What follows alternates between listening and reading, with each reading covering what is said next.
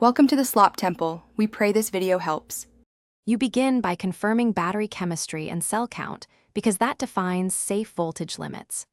Grab the datasheet and set your multimeter to DC volts, then measure open circuit voltage across terminals.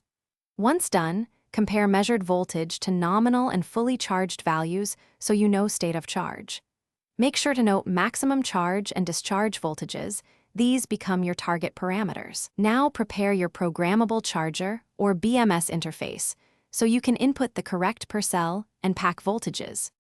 You now calculate and enter voltages, divide pack voltage by cell count to get per cell targets, and set charge cutoff, float, and balance thresholds accordingly. Once done, enter battery capacity and amp hours into the charger or BMS so charge algorithms estimate state of charge correctly. Make sure to select an appropriate charge current. Older batteries need lower C rates because current affects voltage rise and battery health.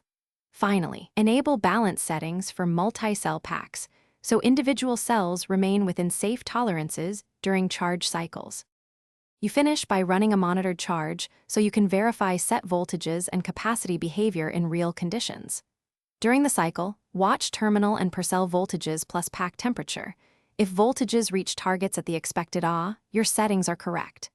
If the Ah delivered is substantially different, recalibrate capacity in the BMS. One troubleshooting tip: if readings are inconsistent, stop charging immediately and check wiring, balancing leads, and BMS configuration. Faulty sensor or a weak cell often causes mismatches. Thanks for watching. Consider subscribing if we helped you.